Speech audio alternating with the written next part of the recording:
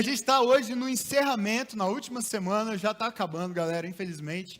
Não sei se vocês curtiram, mas eu curti demais essa série. O fim é um novo começo. Pela primeira vez tivemos uma série aqui no Área Mais falando sobre Apocalipse, sobre esse livro da Bíblia que é tão enigmático, misterioso, que causa em tantas pessoas até um certo receio, né? Tem muita gente que tem medo de ler Apocalipse, que acha que alguma coisa vai explodir na Bíblia deles, assim, né? Estou lendo e... Não, é um livro como os outros livros da Bíblia, é um livro inspirado por Deus para edificar a igreja daquela época e a igreja dos nossos dias também. É um livro com princípios que podem ser aplicados e precisam ser aplicados na minha vida e na sua vida ainda hoje. É um livro que não fala a respeito apenas de coisas que vão acontecer no futuro, mas fala de coisas que estão acontecendo, fala a respeito do reino de Deus, que nós vimos é um reino do presente e do futuro, porque desde que Jesus Cristo veio ao mundo pela primeira vez, até o seu retorno definitivo, quando aí sim haverá novos céus e nova terra, e as coisas velhas vão passar, tudo se fará novo, mas de todo esse período, desde a primeira vinda de Jesus até a sua segunda vinda, nós já estamos vivendo o reino de Deus. Jesus reina sobre a história, e todos os acontecimentos cooperam para o cumprimento dos planos e propósitos de Deus. Por isso, ler Apocalipse não deve gerar em nós medo, receio, algum tipo de temor. Ao contrário, na verdade, ele não é um livro fechado, oculto, enigmático. Ele é o oposto disso. A própria palavra Apocalipse, nós já vimos isso nas 2 últimas semanas, ela significa revelação, ela significa trazer à luz, trazer para a luz algo que estava oculto, algo que estava escondido, significa tirar o véu para que aquilo que estava coberto possa ser visto, possa ser enxergado, compreendido. Esse é o sentido da palavra Apocalipse, e por isso, quando nós lemos Apocalipse, nós vemos várias palavras ao longo do livro, vários encorajamentos do próprio Deus, do próprio Jesus, falando ao apóstolo João, que foi quem registrou essa visão e essas profecias, dizendo, olha, não guardem, não selem, não escondam as palavras deste livro, dessa profecia, ao contrário, falem delas, anunciem o que está perto de acontecer, o que está prestes a acontecer. E nosso papel como igreja, para você que já segue Jesus, que anda com Jesus, que é parte do seu corpo, que é a igreja, é não apenas ler, não apenas entender de alguma maneira essa mensagem, mas aplicá-la na sua vida e anunciá-la às pessoas, porque é uma mensagem de esperança e de salvação. Então nós vimos, nas 2 últimas semanas, que a grande revelação do livro de Apocalipse, o cerne da revelação desse livro, é o próprio Jesus Cristo. O texto começa no capítulo 1, verso 1, dizendo isso, a revelação de Jesus Cristo, que Deus lhe deu para mostrar aos seus servos, à sua igreja, o que em breve há de acontecer. Deus quis revelar Jesus, e Deus por isso manda que Jesus, através de um anjo, fale com João, e João registra as palavras que ele ouviu desse anjo, palavras do próprio Deus, a respeito de quem é Jesus, e da vinda de Jesus, da segunda vinda dele, quando ele vai instaurar o seu reino entre nós, para que nós pudéssemos não apenas conhecer isso, crer nisso, mas viver de tal forma que estejamos preparados para quando esse dia acontecer. Santo Agostinho disse que o dia, esse grande dia, o dia da volta de Jesus, está guardado e oculto para que nós pudéssemos viver todos os dias preparados para Ele. Imagina só como ia ser se a gente soubesse exatamente o dia em que Jesus ia voltar. A galera ia querer viver de qualquer jeito e acertar as contas aos 45 do segundo tempo, né? Amanhã, galera, arruma tudo, arruma a casa, arruma bagunça, pede perdão por todos os pecados, né? É assim que a gente é. Se você é parecido com 90% da população mundial, você é um pouquinho procrastinador, você gosta da pressão, você gosta de fazer a coisa de última hora. Agora, o intuito dessa revelação é mostrar à igreja o que em breve há de acontecer. E é em breve, talvez você pense, mas já faz, quase 2000 anos, ou pouco mais de 2000 anos que isso foi escrito, qual é então o sentido? Porque se não aconteceu até hoje, que me garante que vai ser em breve mesmo? Quem garante é o autor do livro, é o autor da profecia. Crer em Jesus significa crer que Ele veio a esse mundo, viveu entre nós, deu sua vida por nossos pecados, ressuscitou ao terceiro dia e disse, eu não vou ficar para sempre lá em cima, eu vou voltar. vou voltar para buscar vocês, e vocês vão reinar comigo para sempre. O dia que isso vai acontecer, eu não sei, eu não estou preocupado em saber, eu estou preocupado em gastar a minha vida para conhecê-lo, para estar perto dele, para experimentar do amor dele, tornar esse amor conhecido às outras pessoas. E no dia em que ele vier, o meu maior desejo é estar pronto e ansiosamente esperando a sua vinda e o seu reino. E o meu convite para você, que após essas 3 semanas e após a leitura, e você está vendo nas nossas redes sociais, todo dia um post de um versículo, de um capítulo para você ler naquele dia do livro de Apocalipse. Dá tempo ainda de entrar e acompanhar a leitura, ainda temos mais uma semana pela frente, mas você está sendo encorajado a isso, a abrir seu coração para entender que o Deus a quem nós servimos não é um Deus distante, mas é um Deus de relacionamento, que quer estar perto de nós, tão perto que veio a esse mundo para romper a distância, e que vai voltar para estar eternamente, definitivamente ao nosso lado, e nós ao lado dele. Não é incrível pensar dessa maneira? Não é incrível imaginar que a gente pode viver uma eternidade contemplando face a face a esse Deus, a esse Jesus? A gente vai falar um pouquinho sobre isso hoje, então eu quero te convidar a andar comigo em alguns textos. A gente vai começar não em Apocalipse, mas logo depois a gente vai para o livro de Apocalipse, porque eu quero chamar a sua atenção hoje para um fato bem específico. Quando nós falamos de revelação, quando nós estamos falando de trazer à luz, trazer à tona algo que estava escondido e oculto, nós estamos falando essencialmente de ver. Nós estamos falando a respeito de desenvolver uma capacidade de enxergar algo que antes nós não enxergávamos, ok? O sentido de revelar é justamente esse, algo que eu não via antes, agora eu vejo, certo? Então eu quero falar um pouquinho com você a respeito do que é que nós vemos, do que é que nós podemos e somos encorajados por Deus, especialmente nesse livro, a enxergar. Todos nós precisamos enxergar certas coisas, certas verdades, para que a nossa vida ganhe sentido e propósito. Acontece que, lendo Apocalipse, isso fica mais evidente do que em qualquer outra parte na Bíblia. Nem todo mundo enxerga, nem todo mundo vê. Ter olhos, esses olhos físicos que o nosso corpo tem e que a maioria das pessoas tem de maneira funcional, ou seja, conseguem enxergar o que está ao seu redor, às vezes um pouquinho de miopia, de astigmatismo, né? Precisa de um óculos, de uma lente, mas enxerga, mas vê as coisas. Não se trata dessa visão meramente, mas de uma visão espiritual para entender verdades espirituais. E a Bíblia diz em 2 Coríntios, capítulo 4, verso 4, o apóstolo Paulo, escrevendo a essa igreja, a igreja de Corinto, ele diz que, assim como fica claro no livro de Apocalipse, há um inimigo combatendo contra nós e tentando nos impedir de enxergar as coisas que Deus quer que a gente enxergue. Que há uma realidade espiritual que vai além das coisas que nós vemos e tocamos. E ele diz que o Deus dessa era, e aqui ele está se referindo a Satanás, o Deus deste século, deste mundo, aquele que está dominando esse mundo mau e pecaminoso no qual nós vivemos, ele cegou o entendimento dos descrentes, para que não vejam a luz do Evangelho da glória de Cristo, que é a imagem de Deus. Veja, o que Paulo está dizendo? Qual é a missão de Satanás no mundo? Tentar fazer com que as pessoas que não creem ainda em Jesus não venham a crer, não cheguem a esse conhecimento. De que maneira ele faz isso? Cegando não os olhos físicos deles, mas os olhos espirituais, cegando o entendimento, para que mesmo vendo, mesmo conhecendo, eles não enxerguem, eles não creiam. Satanás usa todas as estratégias que ele tem à sua disposição para fazer com que as pessoas fiquem cegas à luz do Evangelho de Cristo. É isso que esse texto está dizendo. O que ele faz é, numa tentativa de fazer as pessoas não verem, de impedir que as pessoas enxerguem a luz do Evangelho, da glória de Cristo. Sabe por que ele tenta fazer isso? Porque ele sabe que no dia em que alguém enxerga a luz, essa pessoa não quer voltar para as trevas mais. No dia em que alguém conhece a beleza de Cristo, no dia em que alguém tem um encontro pessoal com Jesus e descobre quão maravilhoso, quão incrível, quão sensacional, quão amoroso, quão glorioso Ele é, como voltar atrás? Como recusar isso para voltar para o pecado e para uma vida nas trevas, para uma vida sem sentido? É impossível, e por isso, todo o esforço do nosso inimigo é para que as pessoas não vejam. Agora nós estamos vendo um texto, um livro da Bíblia, uma revelação de Deus, cujo objetivo é justamente o oposto disso. É fazer as pessoas que ainda não enxergam, enxergarem.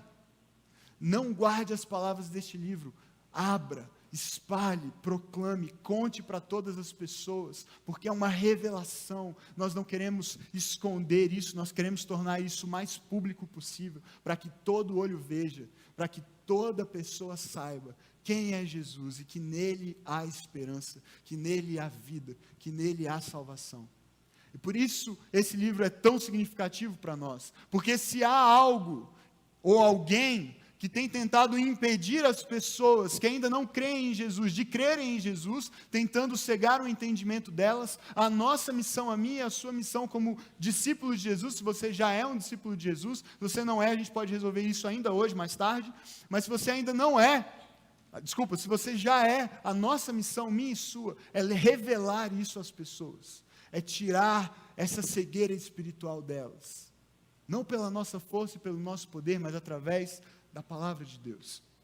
Então a gente vai para Apocalipse, e aí a gente vai entrar no capítulo 5 do livro de Apocalipse, verso 1, e a gente vai transitar hoje basicamente entre dois capítulos, o capítulo 5 e o capítulo 21, ok? Para a gente terminar essa série hoje. No capítulo 5, o texto começa justamente com uma expressão muito significativa para o que a gente está conversando hoje. João vê alguma coisa, e a gente vai falar sobre o que ele vê, e a importância do que ele vê para mim e para você hoje.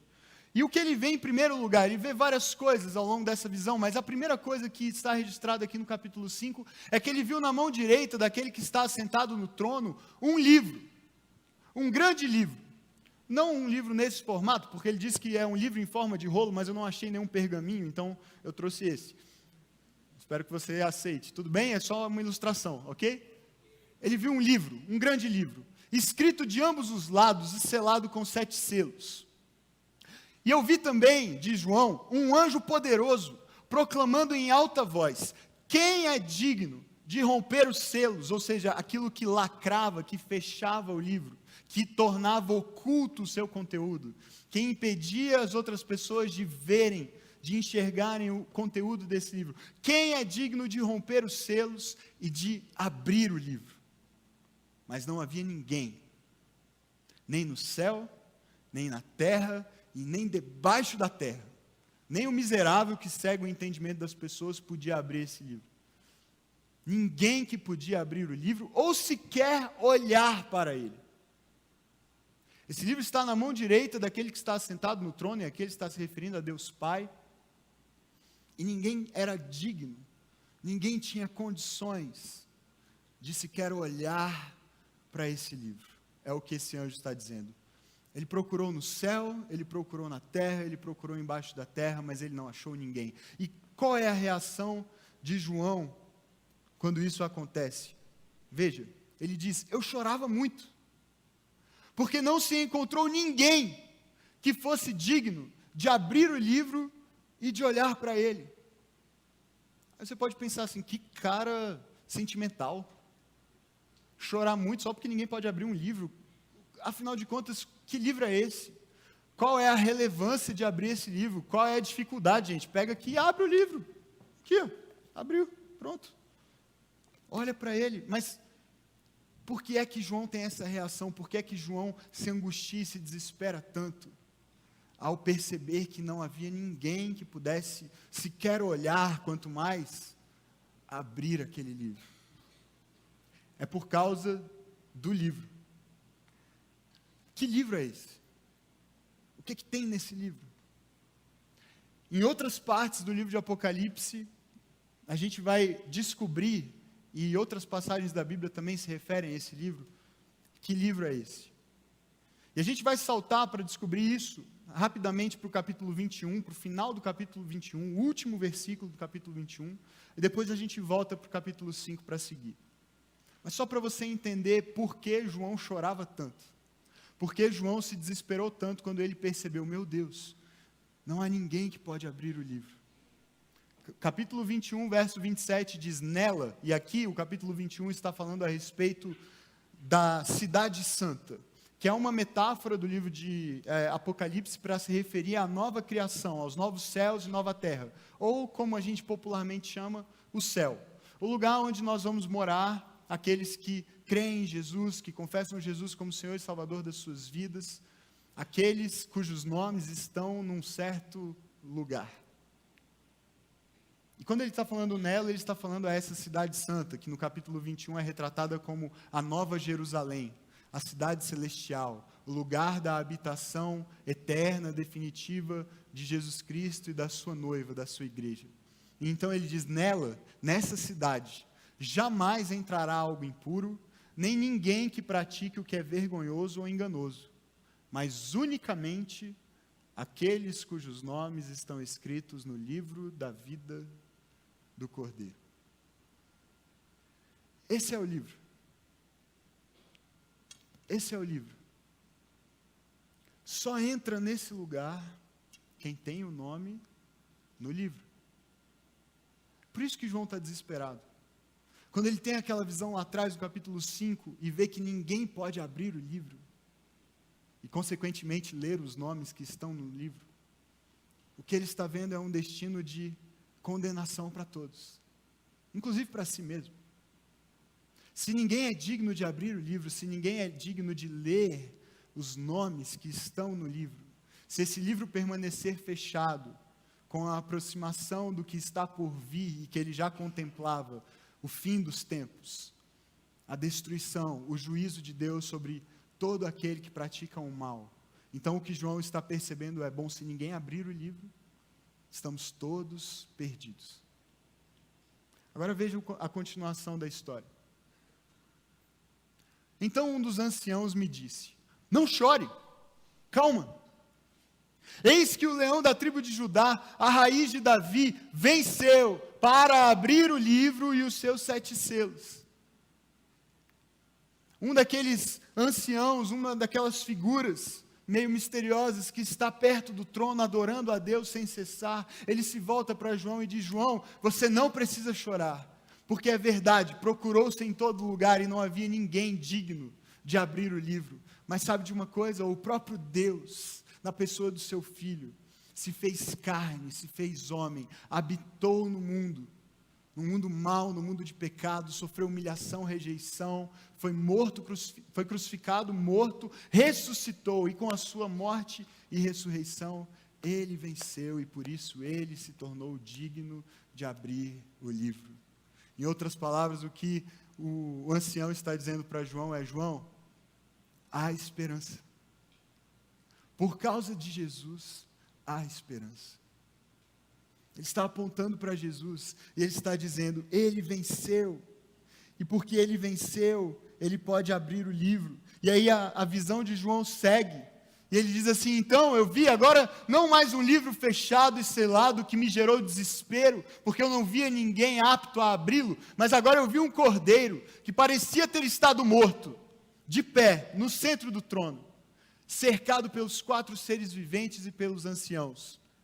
Ele tinha 7 chifres, 7 olhos, que são os 7 Espíritos de Deus, enviados a toda a terra. E veja, quando a gente lê Apocalipse, a gente às vezes cai no erro de ficar tão preocupado em entender o que são os 7 chifres, os 7 olhos, os 7 Espíritos, que a gente esquece de contemplar a beleza de que o Cordeiro foi morto para abrir o livro.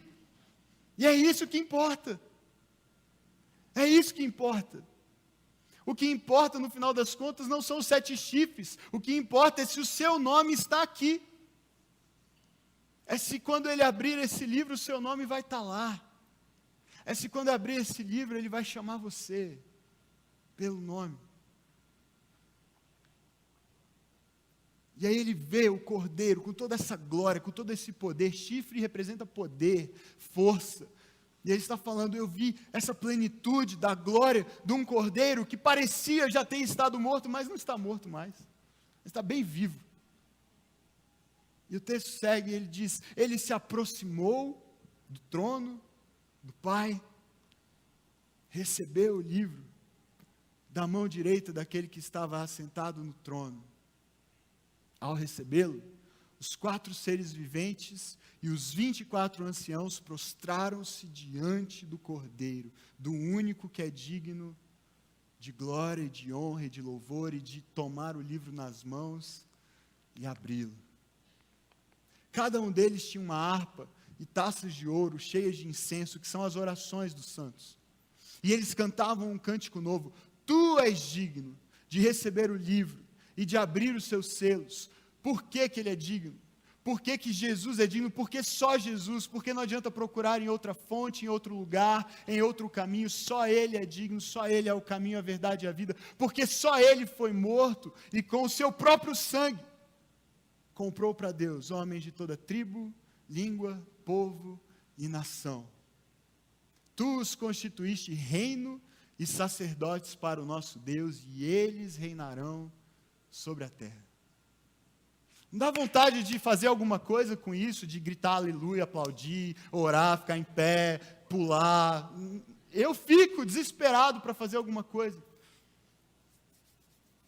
Em gratidão, por mais que fosse em vão o meu esforço, mas de alguma maneira expressar a Deus a minha gratidão, porque o Cordeiro foi morto por mim e por você, e por isso há esperança, por isso há alguém que é digno de tomar nas mãos o livro e abri-lo. Pode ser que o meu nome esteja lá e pode ser que o seu esteja também. E eu espero, de verdade, que se hoje, estando aqui, a sua convicção a respeito de que o seu nome está lá, não anda assim tão firme. Talvez você nunca nem sabia que existia um livro para começo de conversa. Eu cheguei aqui e não sabia de livro nenhum, pastor. Tem um livro?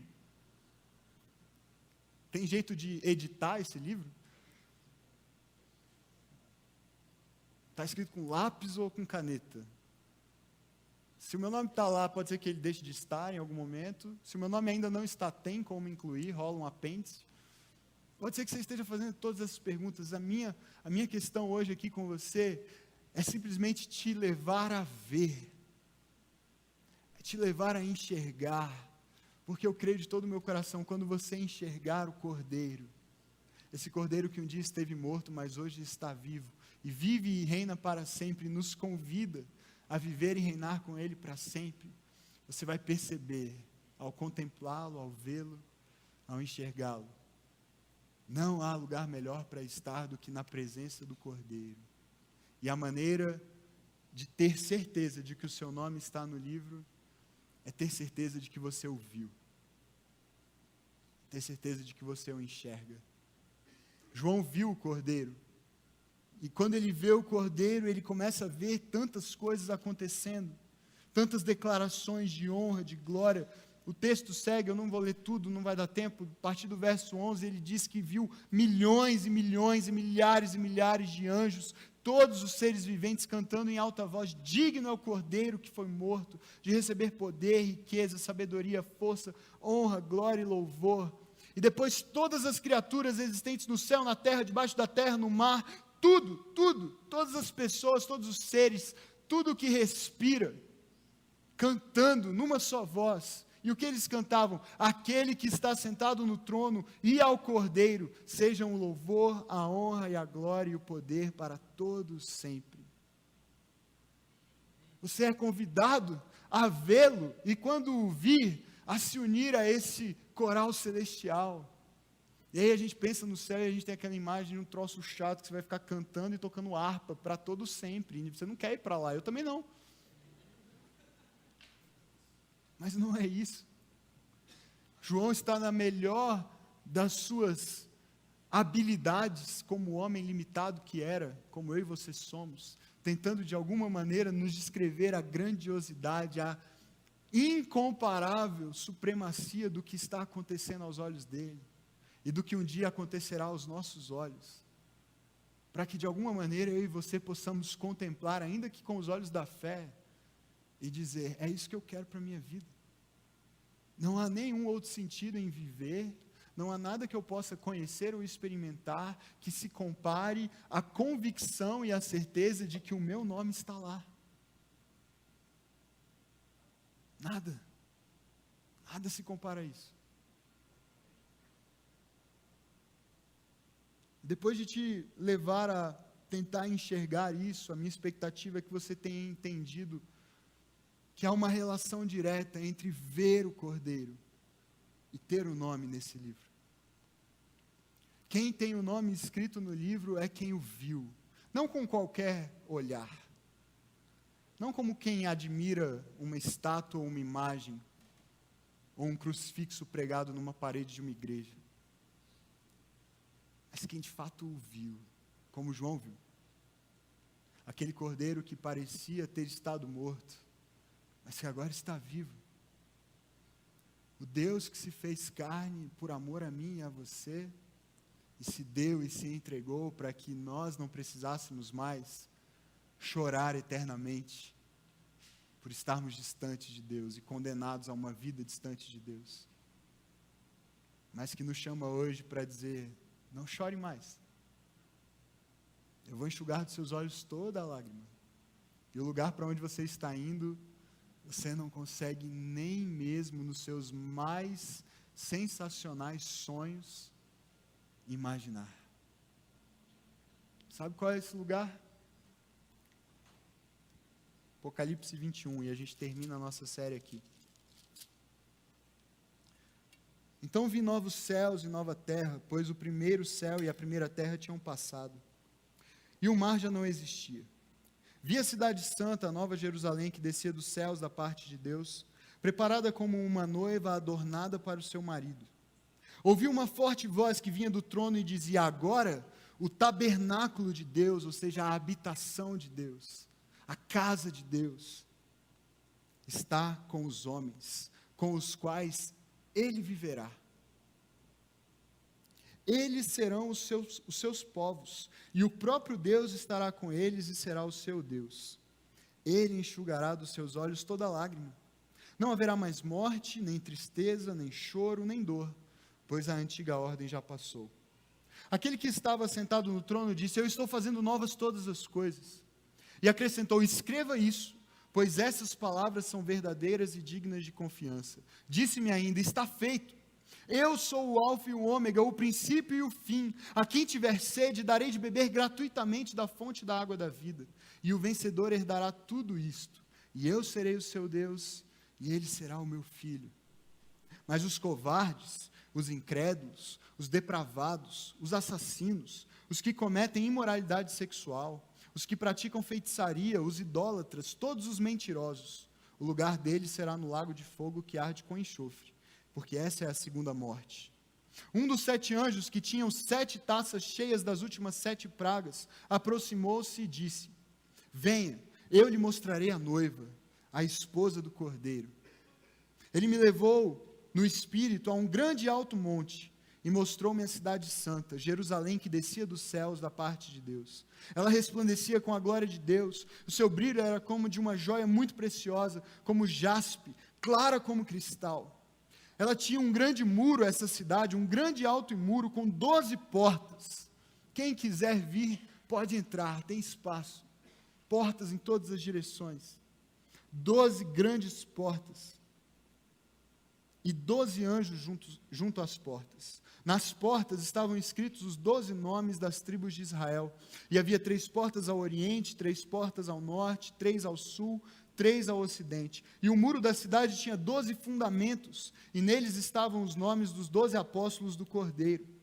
O anjo que falava comigo tinha uma medida, tinha como medida uma vara de ouro para medir a cidade, suas portas, seus muros. A cidade era quadrangular, de comprimento e largura iguais, ou seja, perfeitamente simétrica, linda. 2.200 quilômetros de comprimento, a largura e a altura eram iguais ao comprimento, algo imenso. A distância de São Paulo a Aracaju. Ele mediu o muro e deu 65 metros de espessura, segundo a medida humana que o anjo estava usando. O muro era de jaspe, a cidade era de ouro puro, semelhante ao vidro puro.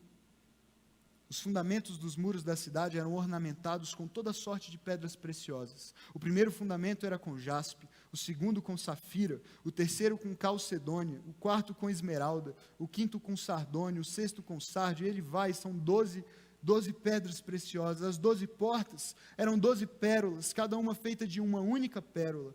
E a rua principal da cidade era de ouro puro, como vidro transparente.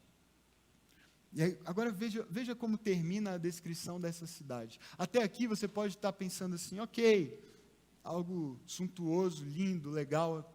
Não tenho ainda certeza de que eu quero morar nesse lugar, né?